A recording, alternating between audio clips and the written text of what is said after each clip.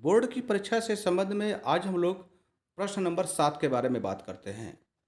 प्रश्न number 7 4 number का होगा और यह अनुवाद से जुड़ा हुआ प्रश्न इसमें पूछा जाएगा।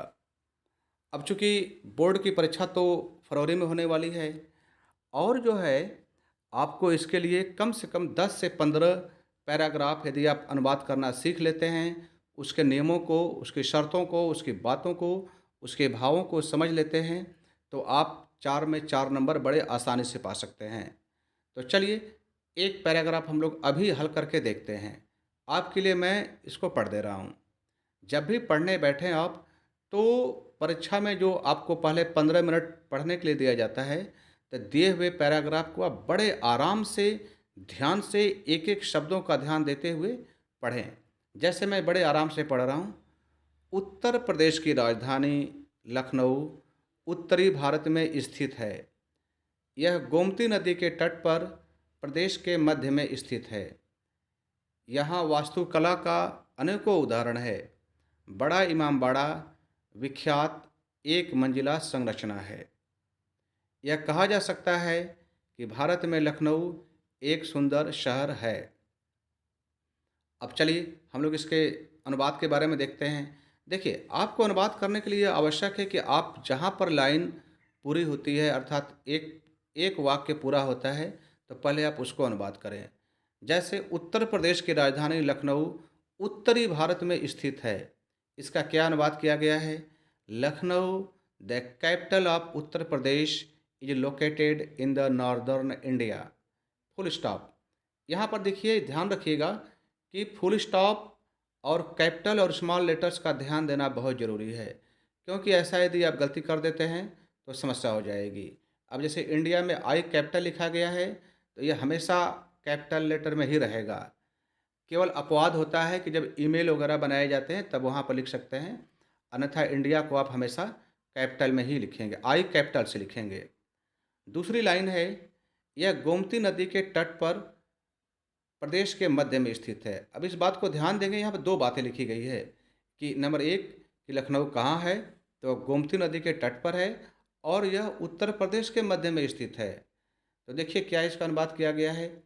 It is positioned at the centre of state on the bank of Gomti river. कितना सिंपल है। बस आप हिंदी पढ़िए, अनुवाद पढ़िए, हिंदी पढ़िए, अनुवाद पढ़िए। देखिए आपको समझ में आने लगेगा। और जो सुटेबिलिटी, एक सुटेबल वर्ड का प्रयोग होता है, ये भी आपको समझ में आने लगेगा। यहाँ वास्तुकला का अनेकों उदाहरण है। वाक्य पूरा देखिए हो गया। तो क्या अनुवाद किया गया है? It contains many examples of architecture. वास्तुकला को अंग्रेजी में आर्किटेक्चर कहते हैं। आप जानते ही हैं भली भांति कि वास्तुकला का अर्थ होता है कि बिल्डिंग कैसे बनाई जाए, किस दिशा में बनाई जाए, खिड़की दरवाजे आदि आदि बातें होती हैं कि कैसे कहाँ पर होनी चाहिए। तो इसका अनुवाद हो गया। अब अगला वाक्य है, बड़ा इमामबाड़ा विख्यात एवं एक मंजिला संरचना है। इसका क्या अनुवाद किया गया है? The great Imambara. याद रखेंगे वहाँ पर दो इमामबाड़े हैं, एक बड़ा एक छोटा। तो बड़े इमामबाड़े के लिए हम लोग ग्रेट इमामबाड़ा लिखे हुए हैं। तो the great Imambara famous is a famous single storeyed structure. अब यहाँ पर ध्यान देंगे, फेमस तो मान लीजिए ठीक है, लेकिन जो लिखा गया है कि एक मंजिला संरचना है, तो सिंगल का मतलब एक हो गया और स्टोरीड, अब स्टोरी से जिसका अर्थ कहानी होता है, आप यहाँ पर देखिए थोड़ा स्पेलिंग अलग है, STOREY। अगर ऐसा लिखते हैं तो इसका मतलब होता है तल्ला या मंजिला। तो अब फेमस सिंगल स्टोरी स्ट्रक्चर, बस स्पेलिंग जो नए आपके लिए यदि है तो आप इसको लिख करके याद कर लें। इससे क्या होगा कि आप अनुवाद जब भी करेंगे बड़ी सहूलियत रहेगी और बिना गलती किए अनुवाद कर लेंगे। अंतिम वाक्य है, यह कहा जा सकता है कि भारत में लखनऊ एक सुंदर शहर है। देखिए, भारत में लखनऊ एक सुंदर शहर है, इसका मतलब कि बहुत सारे शहर हैं, बहुत सारे शहर सुंदर हैं, उसमें से एक शहर लखनऊ भी है। तो इसका क्या अनुवाद किया गया है? It can be said that Lucknow is one of the most beautiful cities in India.